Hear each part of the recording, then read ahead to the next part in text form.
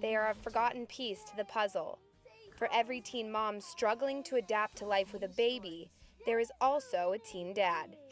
These young men are often portrayed as deadbeats, We can just go to court. irresponsible, and absent parents. But social worker Alex Herrera says this is not always the case. I think a lot of times these dads don't know what their role are as fathers. A lot of times they get the message that they're supposed to be providing financial support. So when they are unable to provide that financial support, a lot of time it does affect them. I feel it affects their self-esteem. As a teen dad himself, Herrera chose to use his experience to help others. He works for San Mateo County to help young men through the trials of fatherhood. One of these trials is keeping dads in school. I think the challenges are that they're kind of living more in the moment. They don't see the long-term, they don't see later on down the road. So right now what they're trying to see is how can I get by right now. They're kind of more in a survival mode. So they don't see necessarily the benefit of going to school. Research shows that teen fathers are more likely to have lower education levels and will earn 10 to 15% less per year in wages. Herrera says many dads want to be a part of their children's lives, but don't know what role to play.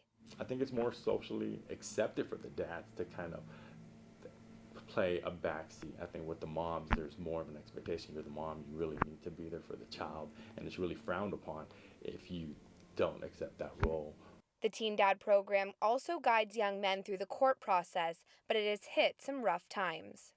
The program the San Mateo County Health System had for teen dads for the past decade has been cut because of a lack in federal funding, and young men can no longer come to this building for help.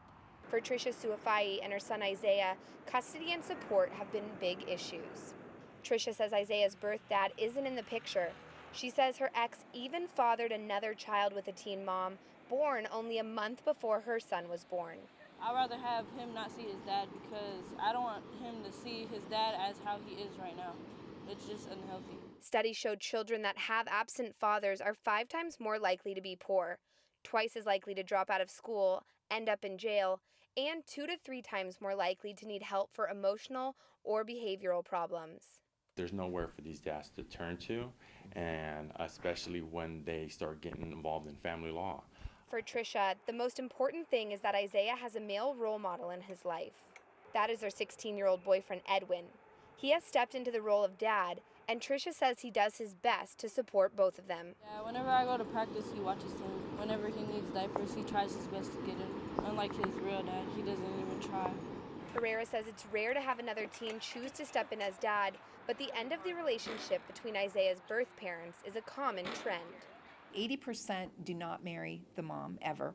If they do marry, they have about a 50% higher chance of divorce for the early marriage.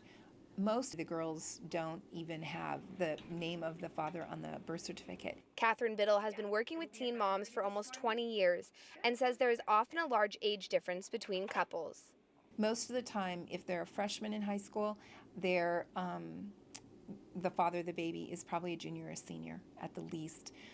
Obviously, if they're over 21, that's, a CPS case and all that gets involved. But I guess across, if you look at the national statistics, the average is 4 years older, and many of them are over 21. For Tricia, having Edwin's support makes her life as a teen mom a little bit easier. Even though Isaiah's birth dad isn't around, Patricia thinks it's better this way for now. That's unfair, but at the same time, I really don't care. I just want my son to have a good life and live it happy, not. Coming up tomorrow in our last report, we'll look at cuts teen pregnancy programs are facing and how these cuts may affect the number of teens becoming parents. In San Francisco, Ashley Larson, State of Events.